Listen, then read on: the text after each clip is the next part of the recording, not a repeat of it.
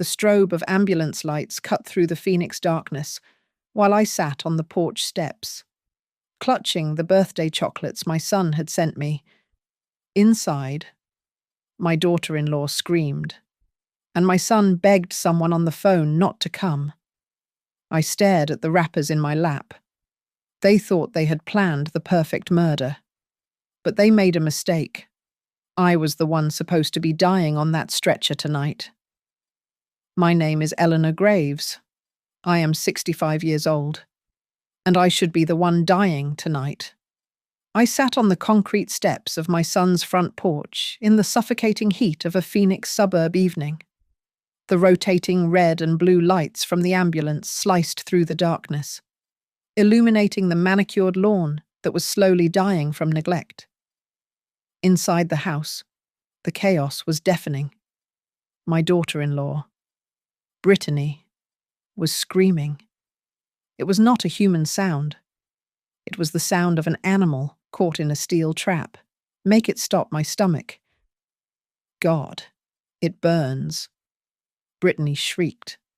A paramedic rushed past me with a heavy bag, ignoring the old woman sitting motionless in the shadows.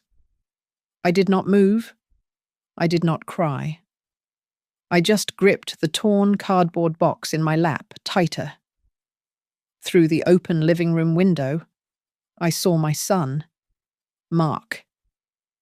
He was not holding his wife's hand. He was standing in the corner of the kitchen, his back pressed against the refrigerator, phone glued to his ear.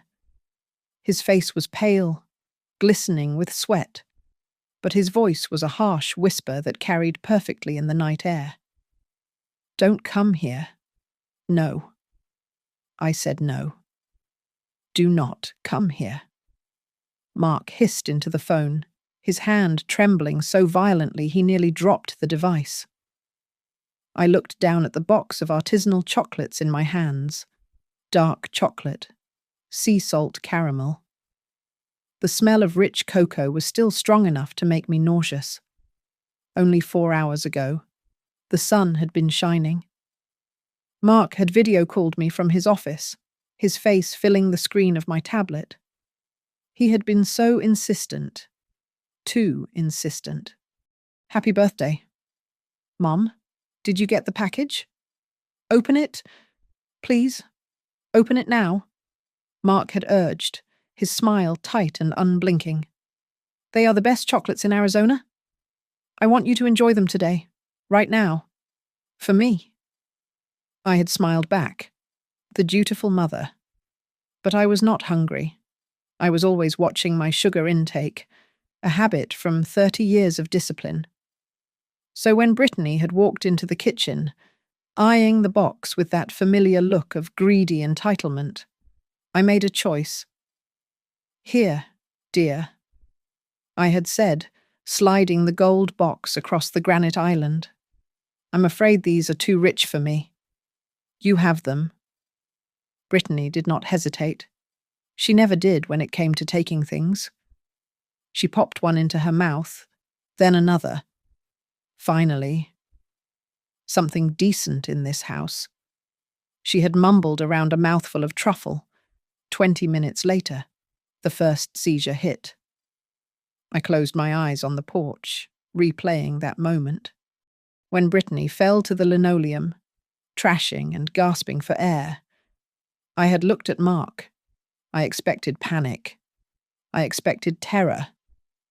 But for a split second, before the performance of the concerned husband began, I saw something else. His eyes were blank, dead. It was the look of a man watching a transaction go wrong, not a man watching his wife die. The gurney rattled as they wheeled Brittany out the front door. An oxygen mask covered her face. Her hands were clawed into strange shapes. Mark followed them, looking like a ghost. "We need to get her to St. Joseph's immediately," the paramedic shouted. Mark stopped at the bottom of the steps. He looked at me. For a second, he seemed surprised to see me still sitting there, breathing, alive. "Mom, I have to go," You stay here. Just stay here. He stammered. I nodded slowly. Go with her. Mark, save her. As the ambulance wailed away, leaving me alone in the sudden silence of the neighborhood, I looked at the chocolate box again. I ran my thumb over the spot where the label used to be. The paper was torn away, leaving only sticky white residue. Someone had deliberately removed the expiration date, the batch number, and the ingredients list. They thought I was just a lonely widow from Chicago, a retired housewife who knitted and watched daytime television. They forgot that for 3 decades. I was a forensic accountant. I spent my life finding the lies buried in ledgers and tax returns. I knew how to spot a discrepancy. I knew that when figures did not add up, it was never an accident. Mark and Brittany had prepared everything perfectly. They had the script. They had the prop. But they forgot that variables change. I stood up, my knees popping slightly. I did not throw the box away. I tucked it under my arm. I would not tell the police tonight. Not yet. If I spoke now, it would be an accident, a tragedy. I needed more than that. I needed to let them think they were safe just long enough for me to close the trap. I walked back into the empty house and locked the door. The game had changed. The hunter had just become the prey, and my son was about to learn that the only thing more dangerous than a greedy woman is a mother who has realized her child is a monster. 2 months ago, the silence of my Chicago apartment was shattered by the relentless ringing of my telephone. It was Mark. For years, our conversations had been sparse, limited to obligatory check-ins on holidays and birthdays, but suddenly, he was calling every day at noon sharp, his voice dripping with a concern that felt entirely manufactured. "It is too cold there, Mum," Mark would say, dragging out the vowels. "You need sun. You need family. Come to Phoenix. It will be fun for your old age." I sat in my wingback armchair, looking at the empty space where my husband, Richard, used to sit. Richard had been a shark of a financial lawyer, a man who could smell a bad deal from 3 rooms away. He had never trusted Brittany. I remembered the first time Mark brought her home. She was a sharp-edged blonde who looked at our mahogany furniture as if she were appraising it for an estate auction. "She is not looking at our son. Elle," Richard had whispered to me later that night, swirling his scotch. "She is looking at your retirement account. She is doing the math." After Richard died of a stroke, I shrank my world. I retired from my job as a forensic accountant. I stopped consulting. I wore simple clothes from department store clearance racks and drove a sedan that was 10 years old. To the outside world, and to my son, I was just a widow living on a fixed income, counting coupons and worrying about the rising cost of milk. It was a comfortable disguise. Mark drifted away during those years. His career in the tech startup world was volatile. He was always chasing the next big thing, always one deal away from being rich. Then Brittany took the reins. She treated me not like a mother-in-law, but like a slow-witted employee she could not legally fire. "Eleanor, are you sure you understand the paperwork?" she would ask during their infrequent visits. Her voice, sickly sweet. "Maybe Mark should handle your accounts. You know, just to be safe." She would ask questions that seemed casual but were surgically precise. She asked about the deed to the Chicago house. She asked about the face value of Richard's life insurance policy. She asked if I had long-term care insurance. Richard had seen it coming. Before he passed, we moved the bulk of our assets into the Northbridge Legacy Trust. It was a shell company designed to look boring and bureaucratic. On paper, I owned very little. In reality, I was wealthy. But Mark and Brittany did not know the details. I closed my eyes and heard Richard's voice again, raspy and urgent from his hospital bed. Mark is weak. Elle, he had said, gripping my hand with surprising strength. If he lets someone steer him with money, he will crash. And if that happens, you have to be ready to choose between your son and your own safety. Do not let them bleed you dry. I had dismissed him then. I told him he was being paranoid. But 2 months ago, when Mark's calls became a daily ritual, I noticed the pattern. He repeated the same phrases with mechanical precision. "You should not be in Chicago alone," he said on Tuesday. "You should not be in Chicago alone," he said on Wednesday. The intonation was identical. It was a script. He was being coached. That was the moment I decided to say yes. I told Mark I would move to Phoenix. He sounded relieved, almost giddy. He thought he was reeling in a helpless old woman who needed care.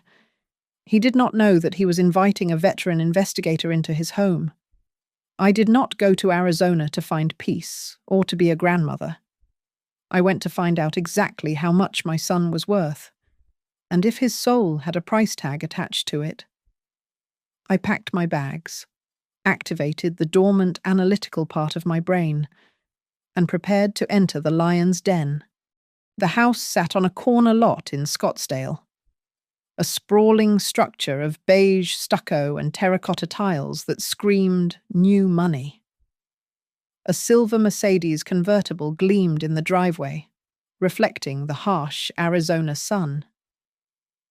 I stood on the sidewalk with my suitcase, calculating the mortgage payments in my head.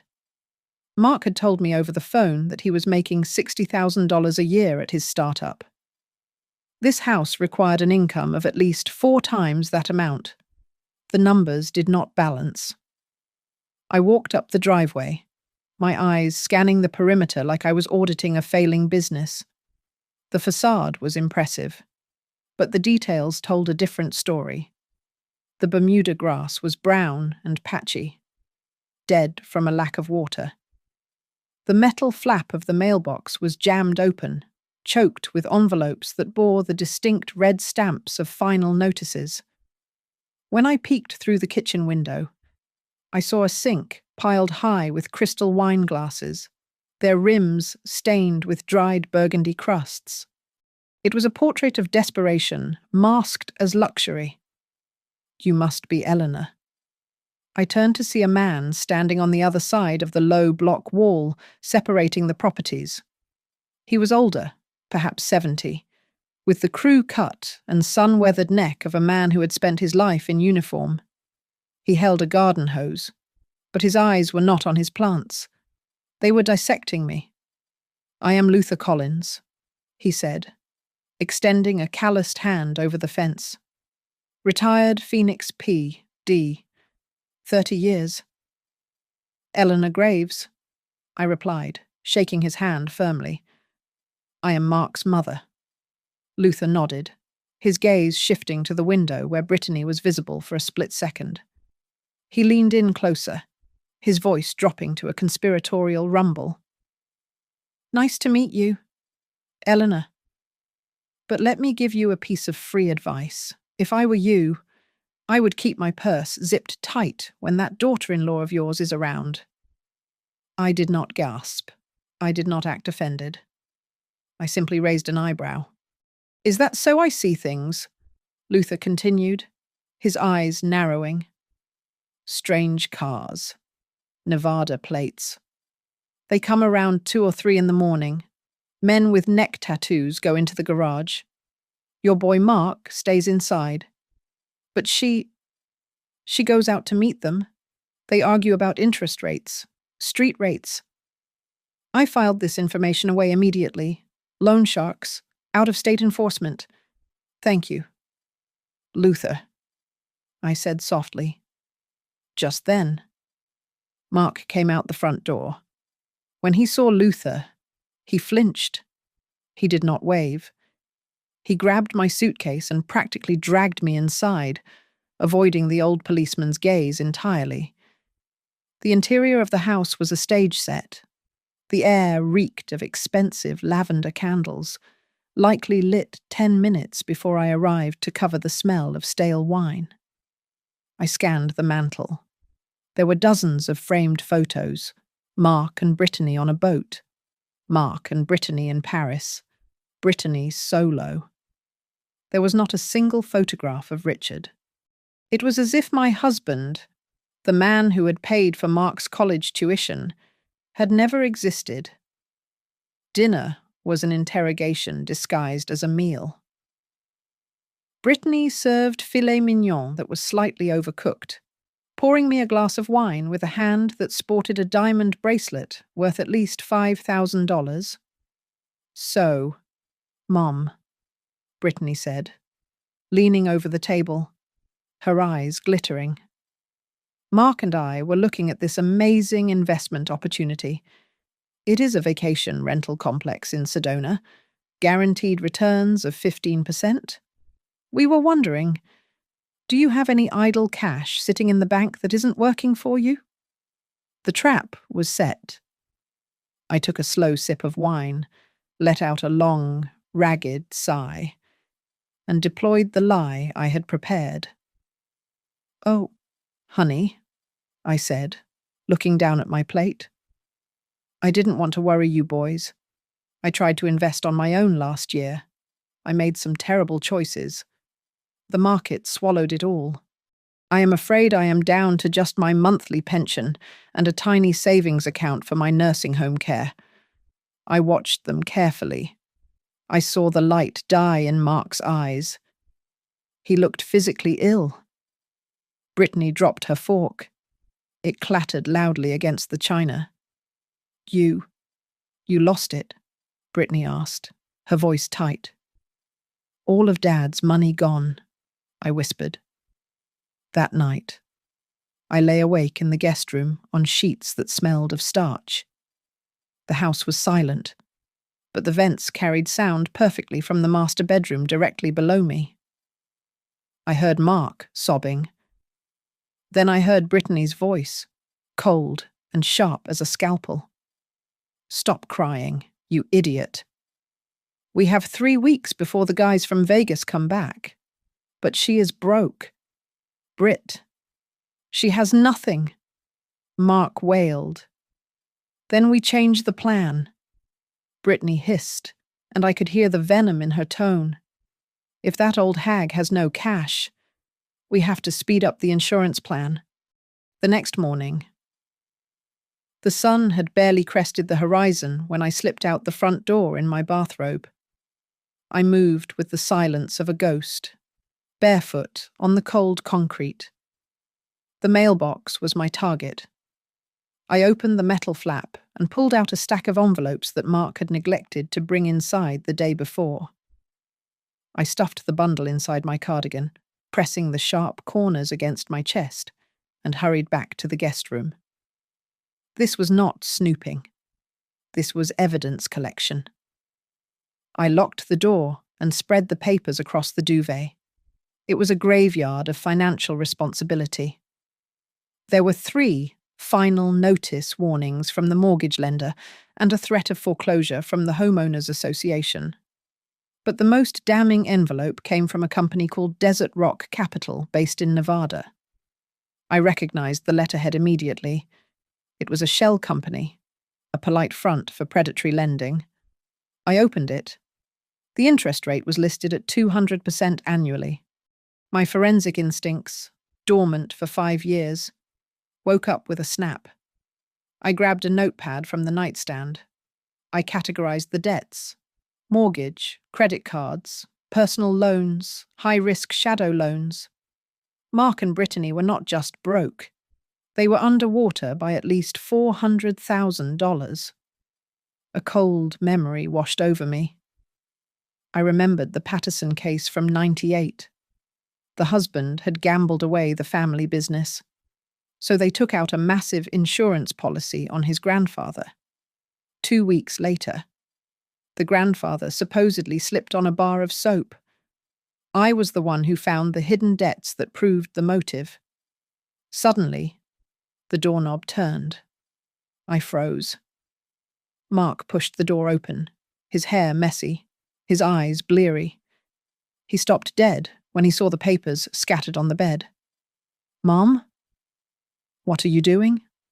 Mark asked, his voice cracking. I did not scramble. I did not hide. I simply looked up with the confused, worried expression of a mother who did not understand finance.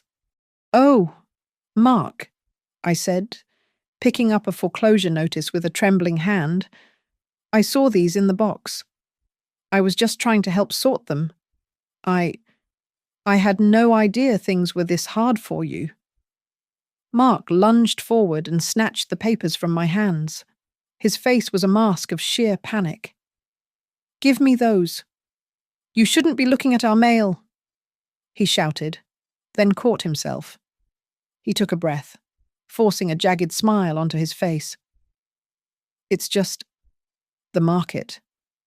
Mum, it crashed last month. And clients? They lied to me. It is temporary. Just a temporary cash flow issue. Of course, dear." I soothed him. "I know you will fix it." He fled the room, clutching the evidence of his failure to his chest. That afternoon, while Brittany took Mark to a showing for a house they could never afford, I went next door. Luther was waiting for me on his patio. The inside of his house was a shrine to his past life. Framed commendations and photos of drug busts lined the hallway. He poured me a cup of black coffee that tasted like tar. "I made some calls." "Eleanor," Luther said, leaning back in his chair. "Your daughter-in-law has a history." I leaned in. "Tell me, 3 years ago, Brittany managed a high-end spa in downtown Phoenix," Luther said, his voice low and gritty. "She was fired for skimming tips and double-charging credit cards. It was grand larceny, easily $20,000. But the owner wanted to avoid a scandal, so he let her resign, quietly. No charges filed. She walked away, clean." I nodded slowly. It all fit. Mark was weak and desperate, but Brittany was the architect. She was a grifter who had found a bigger mark. Richard had been right. It was a classic negative influence dynamic. Mark was the vehicle, but she was driving him off a cliff. I took a sip of the bitter coffee. I could have packed my bags and left for the airport right then. I could have saved myself.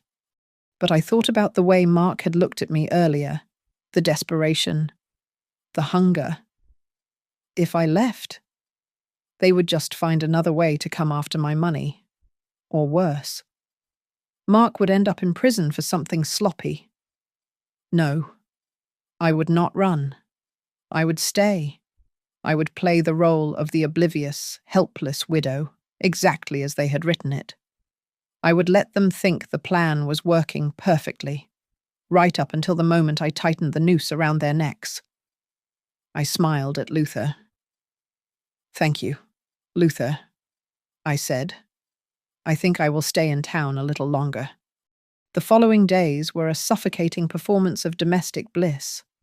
Brittany transformed overnight from a cold roommate into a doting daughter. She cooked elaborate breakfasts, insisted on booking us for manicures, and constantly referred to me as Mom, with a saccharine inflection that made my teeth ache. Yet, every kindness came with a price tag attached. "Oh, Mom, look at this skin cream," Brittany said one afternoon while applying lotion to my hands. "It is expensive, but you deserve it. It is so sad to think of old people hoarding money for a rainy day that never comes. Don't you think wealth is meant to be enjoyed by the living Mark? Conversely, was a ghost in his own home. My son, who used to cling to my leg when he was 5, now could not meet my gaze." He walked around the house with his shoulders hunched, avoiding me unless Brittany was present to orchestrate the conversation. It was as if he was terrified that one slip of the tongue would shatter the script they had written. One evening, the psychological pressure escalated. Brittany sat next to me on the sofa, clutching a glass of wine, and forced tears into her eyes. "We never told you, Mum. But we lost a baby last year," she whispered, her voice trembling with practiced sorrow. "A little boy. It broke us. Mark and I just want to build a future, but sometimes it feels like the universe is against us. If we had a child, at least then everything you worked for would have a legacy." I patted her hand, keeping my face a mask of sympathy. Inside, I felt a cold rage. Mark had called me every week last year. He had told me about his new car, his gym membership, and his favorite football team. He had never mentioned a pregnancy. They had invented a dead grandchild to emotionally blackmail me into rewriting my will. The climax came during dinner on Thursday. We were eating roast chicken, and Brittany decided it was time to close the deal. "You know, Mum," Brittany said, slicing her meat with precision, "if you have been thinking about your estate, I know a fantastic lawyer here in Scottsdale. He specializes in elder law. He could help you update your papers to align with Arizona tax codes. It would save so much trouble later." I put my fork down. I let my hand shake slightly. "Oh, dear," I said, looking confused. "All my papers are in a safety deposit box in Chicago. I am not ready to change anything yet. I just want to rest. Although..." I paused. I saw Mark stop chewing. Although what Mark asked, his voice too loud. "Well," I continued, staring at my wine glass. "There is that old life insurance policy Richard forced me to buy years ago. It was a massive policy. $2 million. I think. I haven't looked at it since the funeral." The reaction was instantaneous. Mark nearly knocked over his water glass as he stood up.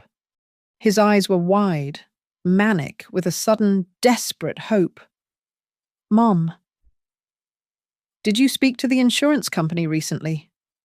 Mark stammered, leaning over the table. "Do you remember the policy number? Is it still active?" I looked at him. I saw the greed consuming the panic. He did not see his mother. He saw a winning lottery ticket that would clear his debts. I think so." I lied, making my voice sound frail. "The premiums are on autopay. It should be valid."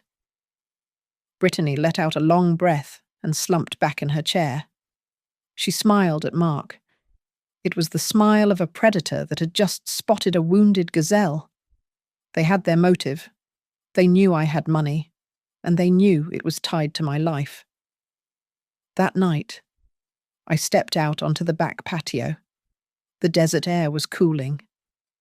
I reached into my purse and pulled out a pack of cigarettes I had bought at a gas station that afternoon. I had not smoked since the day Richard died, but my hands were steady as I lit one. I inhaled the smoke, letting the burn settle my nerves. I had a choice. I could pack my bag and leave tomorrow morning. I could escape. But then I remembered the last thing Richard told me before they wheeled him into surgery. If the day comes when you have to choose between saving your son and saving yourself, choose yourself. He had said, "I will understand." I looked at the smoke curling up toward the stars. They wanted my life. They wanted the money Richard had spent 50 years earning. "No," I whispered to the darkness. I flicked the ash onto the patio tiles. I was not leaving. I was going to finish this. 3 days later, on the morning of my 65th birthday, the trap was sprung. Mark walked into the living room, holding a package with both hands as if it were a holy relic. It was a box of chocolates, wrapped in thick gold foil. But I noticed immediately that the commercial branding had been peeled away. There was no logo, no ingredients list, and no expiration date. "Happy birthday." "Mom," Mark said, his smile tight and unmoving. "This was a special delivery. Handcrafted truffles. I know how much you love dark chocolate." Brittany was right behind him, her phone already raised, the camera lens pointed squarely at my face. She was live streaming. "Say hello to everyone," Mom Brittany chirped, her voice pitched an octave higher than usual. "Look at what a good son Mark is. He spent a fortune on these. You have to try one right now, so everyone can see your reaction." The phone was shoved into my face. I looked at the box, then at Mark. He was sweating. It was 70 degrees in the house, but beads of perspiration were gathering on his upper lip. I suddenly remembered a conversation I had with Richard over 20 years ago regarding a case involving arsenic-laced pie. He had told me that the only way to survive a calculated murder attempt is to change the variable at the last second. If they expect you to turn left, you turn right. I smiled at the camera, then looked at the chocolates. I did not reach for them. Instead, I pushed the golden box across the coffee table toward Brittany. "Oh, you are so sweet." "Mark," I said, sighing theatrically. "But you know what Dr. Henderson said about my blood sugar. I absolutely cannot have these. I would feel terrible if they went to waste." I looked up at Brittany with wide, innocent eyes. "Brittany, darling, you are so thin and young. You eat them for me. Please. It would make me happy to see you enjoy them." Mark froze. His face went grey. For a second, I thought he would slap the box off the table. "Mom? No. They are for you," Mark started to say, his voice cracking. But Brittany was too focused on her audience. She was performing the role of the perfect, grateful daughter-in-law for her followers. She did not look at Mark. She looked at the lens. Awe. "Mom, are you sure?" Brittany said, already reaching for the box. "Well, I guess I can have just one, or maybe two." She popped a dark truffle into her mouth. Then she took another. These are intense, bitter, but good." Mark stood like a statue. He watched his wife chew. He did not scream. He did not dive to stop her. He just watched, his eyes wide with a horror that looked strangely paralyzed. 15 minutes later, the show was over. Brittany dropped her phone. She grabbed the edge of the sofa, her knuckles turning white. "Mark." She wheezed. "I feel dizzy. The room is spinning." I leaned forward, feigning concern. "Oh dear. Maybe there were peanuts. Are you allergic to nuts?" "Honey." Brittany did not answer. She doubled over, clutching her stomach, and a guttural sound escaped her throat. Sweat was pouring down her face now, ruining her makeup. Mark snapped out of his trance. He rushed to her, but he did not look at her face. He looked at me. His expression was not sorrow. It was a terrifying mix of fury and panic. "Did you eat any?" Mark hissed, his voice dropping to a low growl. "Mom, tell me. Did you eat a single one?" "No, dear," I whispered. "I told you. My diet." Brittany convulsed and slid off the sofa, collapsing onto the rug. She began to seize, her heels drumming a chaotic rhythm against the floor. Mark scrambled for his phone to call 911. "My wife. She is having a seizure?" "Yes. Hurry."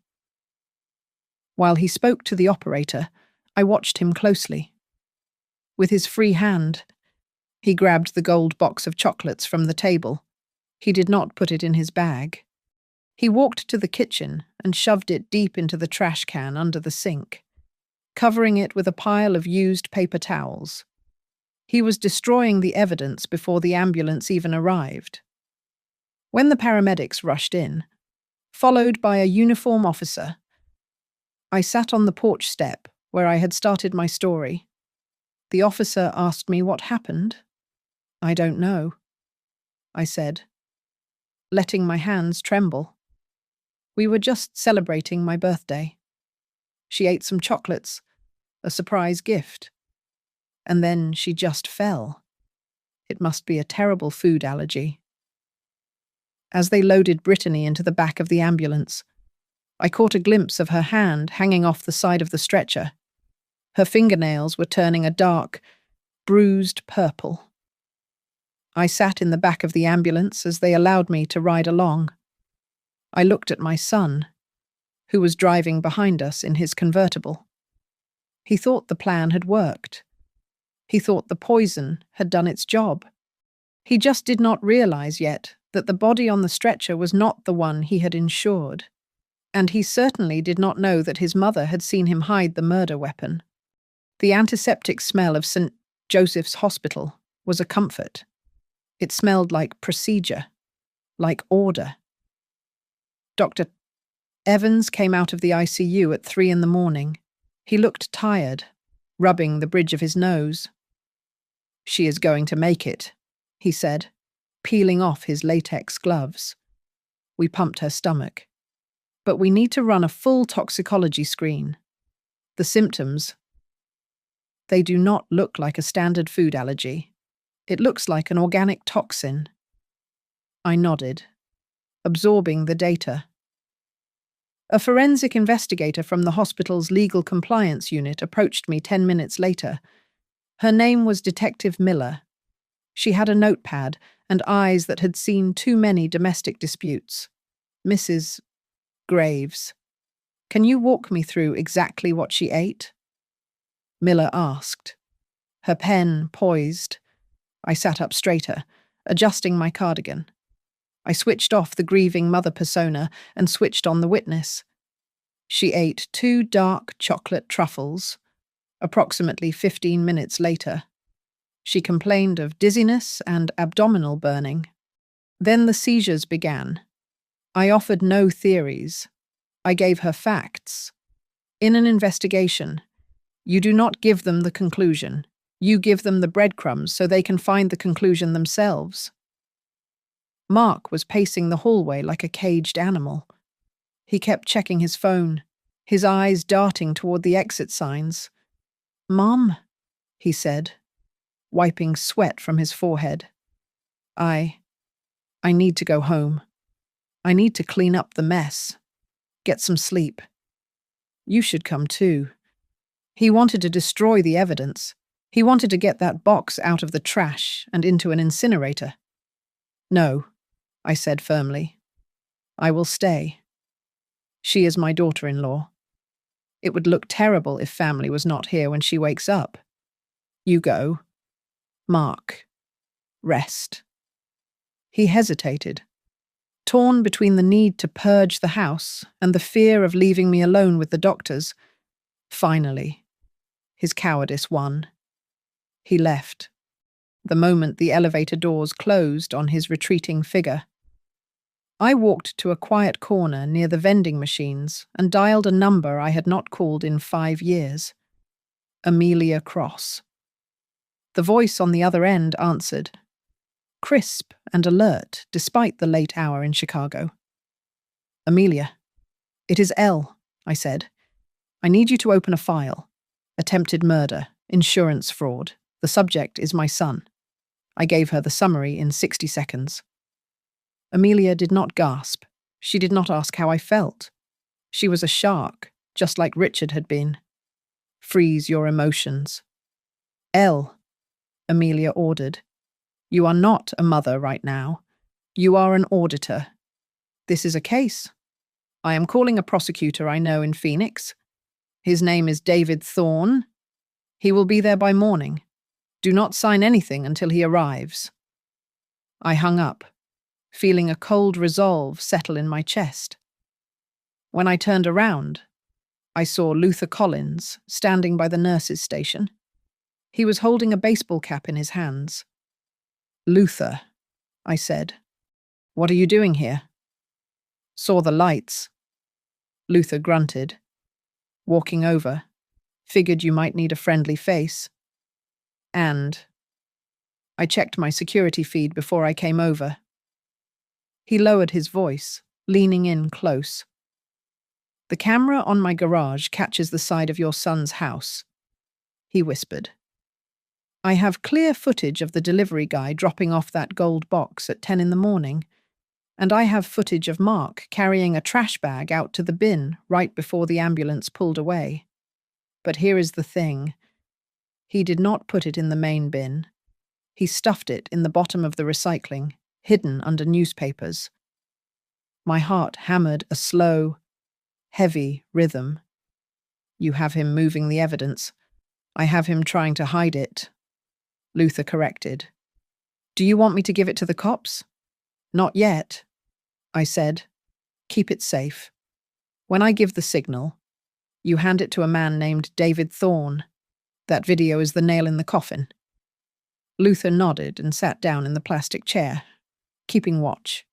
I spent the rest of the night in the uncomfortable chair next to Brittany's bed. I did not sleep. I pulled a small notepad from my purse and began to write. I wrote a timeline. I listed the debts. I listed the conversations about the will. I listed the life insurance questions.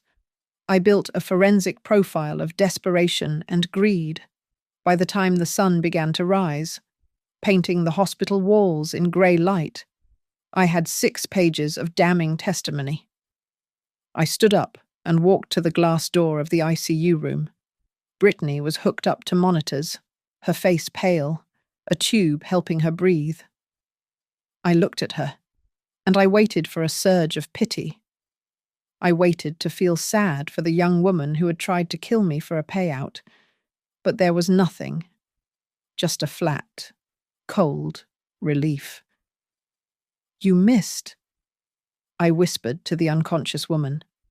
They were amateurs, and they were about to learn that you never try to cheat an auditor. Mark arrived at the hospital at 8 in the morning. He looked like a man who had been hollowed out from the inside. His shirt was wrinkled, and his eyes were rimmed with red. When Dr. Evans approached us in the waiting room and announced that Brittany was stable and would make a full recovery, I watched my son's face closely. There was no relief. There was no joy. For a fleeting second, his jaw tightened, and his shoulders sagged in what was unmistakably disappointment. He had been banking on a widower's payout, and now he was stuck with a living accomplice and a failed murder plot. "Let us get some coffee, Mark," I said, my voice leaving no room for argument. We sat in the sterile hospital cafeteria. I placed a black coffee in front of him. He wrapped his hands around the paper cup, trembling. I did not touch my drink. I just stared at him until the silence became unbearable. "Where is the chocolate box, Mark?" I asked. Mark flinched so hard he knocked the cup, splashing hot liquid onto the table. He scrambled to wipe it up with napkins, avoiding my eyes. I told you. Mum." I threw it out. "It was just a mistake. I was panicking." He stammered. I leaned forward, resting my elbows on the sticky table. "Mark, look at me." He slowly raised his eyes. "I spent 30 years as a forensic accountant," I said, keeping my voice level and cold. "I made a career out of studying human behavior when money is involved. I know the difference between, oops, I dropped it, and I need to hide this before the police see it. You did not lose that box. You disposed of it." Mark's face crumbled. The facade of the grieving husband evaporated. leaving behind a terrified child. He put his head in his hands and began to weep, deep, heaving sobs that drew stares from the nurses at the next table. "It was Brittany," he whispered, his voice thick with mucus and tears. She found the debt. We are underwater. Mum, $400,000. Desert Rock Capital said they would break my legs. Brittany said. She said your life insurance was the only way out. She said you had lived a good life. And you agreed? I asked. No, I mean, I didn't say yes, Mark pleaded, looking up at me with desperate, wet eyes. I didn't say no. I just let it happen. I thought, maybe it would be quick. I didn't want you to suffer. I sat back. I did not reach out to hold his hand. I did not offer him a tissue. I let his words hang in the air between us, heavy and ugly. He had not pulled the trigger, but he had loaded the gun. You are pathetic, I said. It was not an insult. It was an observation. Mark flinched, as if I had slapped him. I can fix this, I said, lying smoothly. I do not want to see my son in prison. I do not want a scandal. Hope flared in his eyes. It was disgusting to watch. Really, Mom, you would help us. I will cover the debts, I said. But we do this my way. I have a lawyer in town. She is drawing up an agreement. It details the debts, the reasons for them, and secures the payment against your assets. It is a financial restructuring. You sign it, and I write the check. We tell the police it was an accident. I will sign anything, Mark said. Anything. He did not realize that the financial restructuring documents, drafted by Amelia Cross, were essentially a sworn affidavit of motive. By listing the debts and his knowledge of the insurance policy, he was signing a confession that he had a $500,000 reason to want me dead. I stood up. Go home. Mark. Wash your face. Meet me tomorrow at 9 o'clock at the office of Cross & Associates downtown. Bring Brittany if she can walk. We end this tomorrow. As soon as Mark left, I called Amelia. He took the bait, I told her. Set the meeting, and bring David Thorne. David Thorne was a prosecutor known for his aggressive stance on elder abuse and financial fraud. Amelia had briefed him. He would be at the meeting, posing as a legal consultant for the trust. Then I called Luther. Luther, it is time, I said. Bring the video file to the prosecutor's office. Tell them you are a concerned neighbor who saw something suspicious. Mark thinks he is walking into a bank to get a loan. I need you to make sure he walks into a cage. Consider it done. Eleanor, Luther replied. I always hated bullies. I hung up the phone and looked out the window at the Phoenix skyline. I was no longer the prey. I was the architect of their ruin. Tomorrow, the conference room would be a theatre, and I had written the final act. Amelia's office was located on the 20th floor of a glass tower in downtown Phoenix. The conference room was a cavern of dark mahogany and floor-to-ceiling windows that offered a panoramic view of the scorching city below.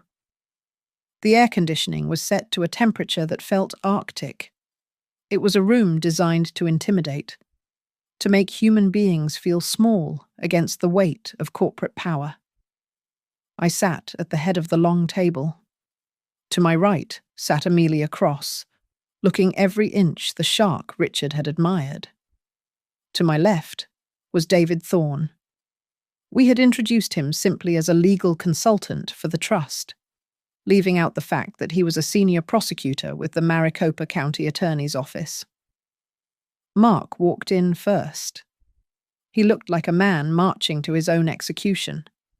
His shoulders were slumped, and he could not lift his eyes from the carpet. Brittany followed him.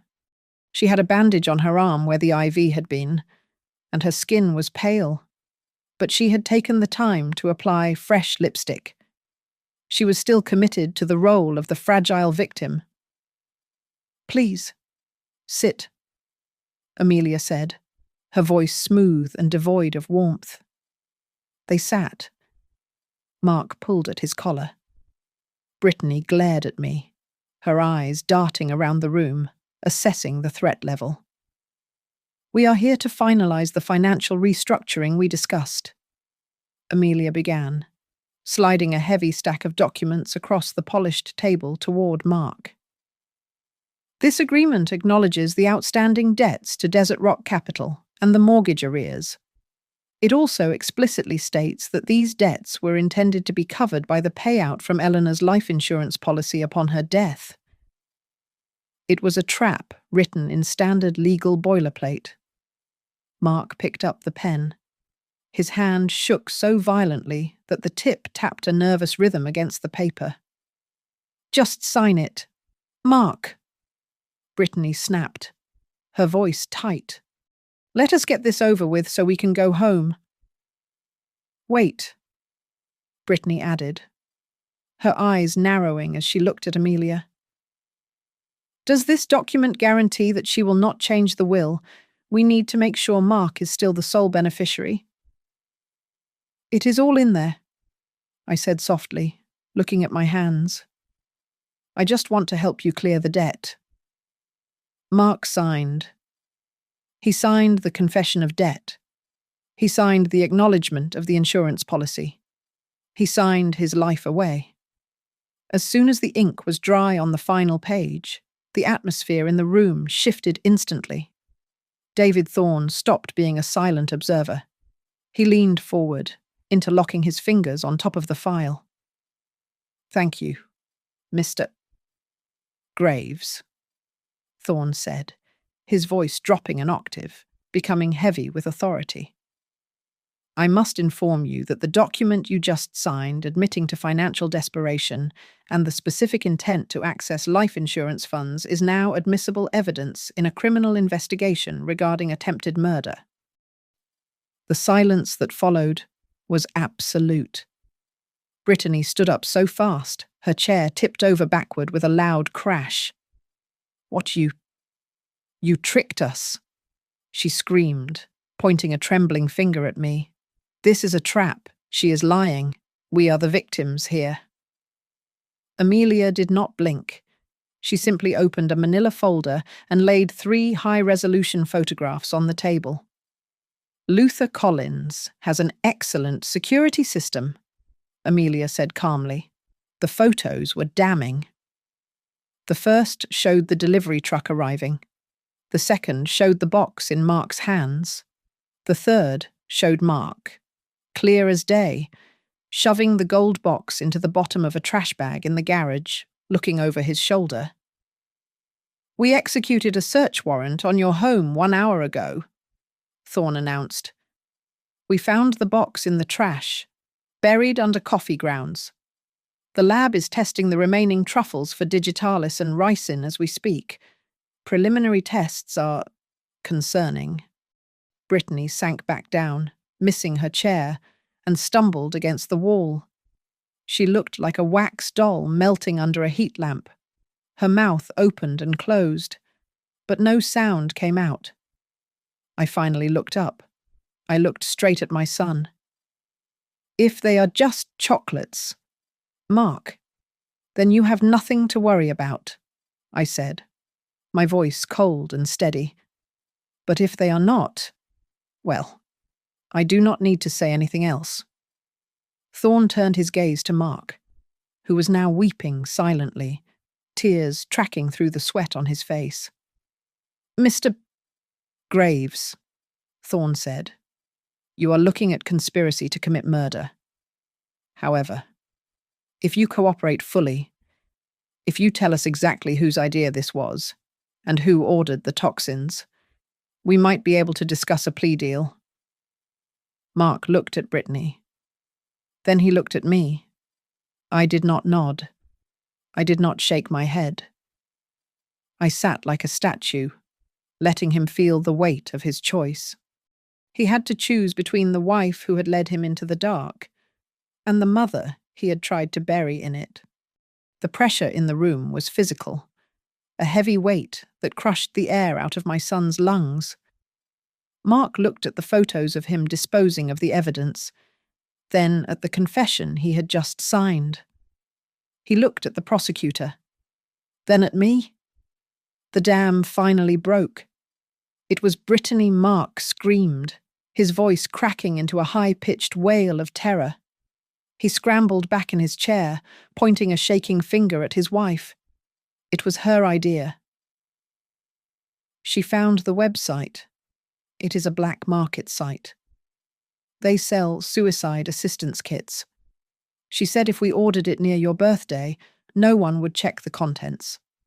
She said it was foolproof. Brittany's face twisted into a mask of pure hatred. She did not cry. She lunged at him, clawing at his arm. "You coward," she shrieked. "You are the one who used the crypto wallet. You are the one who typed in the delivery address. You told me she had lived long enough, and that the money was wasted on a dying woman." They tore at each other with words, ripping open the ugly underbelly of their marriage right there in front of the lawyers. It was a feeding frenzy of blame.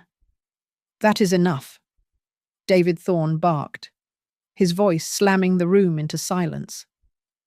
"Everything you have said in the last 60 seconds is admissible in court. You have two choices. You can plead guilty to conspiracy and attempted murder right now, or you can take your chances with a jury after they watch the video of Mark hiding the poison in the trash." While they sat there, paralyzed by the reality of their destruction, I stood up slowly. I walked to the end of the table where the evidence bag sat. The police had returned the box after photographing it, through the clear plastic. I looked at the empty brown wrappers nestled in the gold foil. They were hollow, just like the love I thought my son had for me. Two uniformed officers entered the room. They did not need to be told who to arrest. They moved efficiently, pulling Mark and Brittany to their feet. The click of handcuffs was the loudest sound in the world. I did not step forward. I did not weep. I did not beg them to stop. I stood by the window, my hands clasped in front of me, watching the inevitable conclusion of greed. Mark twisted in the officer's grip, looking back at me with eyes that were wet and terrified. "Mom," he choked out.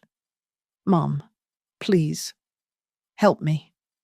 I looked at him, and I felt a strange, cool distance. "I chose to live, Mark," I said softly. "This time, I chose to listen to your father, not you." The officer pushed him toward the door. Brittany, her hands cuffed behind her back, stopped as she passed me. She leaned in, her perfume mixing with the smell of fierce sweat. "You think you won?" she hissed, her lip curling. "You will die alone. Eleanor, you will rot in that big house all by yourself." I smiled. It was a genuine smile. Being alone is better than dying from the chocolates my son sent me. I replied. The doors closed. The silence returned. Amelia Cross walked over to me. She placed a hand on my shoulder. "Are you okay?" "Elle," she asked. "Do you feel relieved?" I said, looking at the closed door. "Not relief. I just feel right." I walked out onto the glass balcony of the office. The Phoenix sun was blazing, turning the city into a grid of shimmering gold.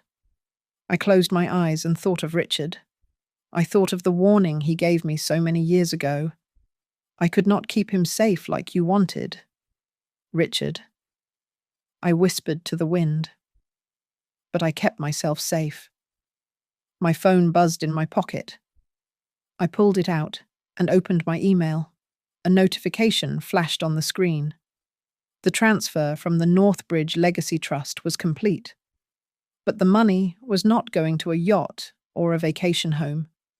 It was moving into a new fund I had established that morning. The Graves Foundation for Victims of Elder Financial Abuse. I put the phone away and straightened my blazer. I was 65 years old. I was a widow. I was childless in every way that mattered. But as I looked out at the horizon, I knew my work was not done. There were other predators out there, and other lonely old women who thought their children were just calling to say hello. They needed someone to check the numbers, and I was just the woman for the job. Thank you so much for listening to my story. I would love to know where you are tuning in from, so please drop your city or country in the comments below so we can connect. If you enjoyed this, please make sure to subscribe to the Grandma's Family Diary channel, smash that like button, and hit the hype button to help get this story out to more people.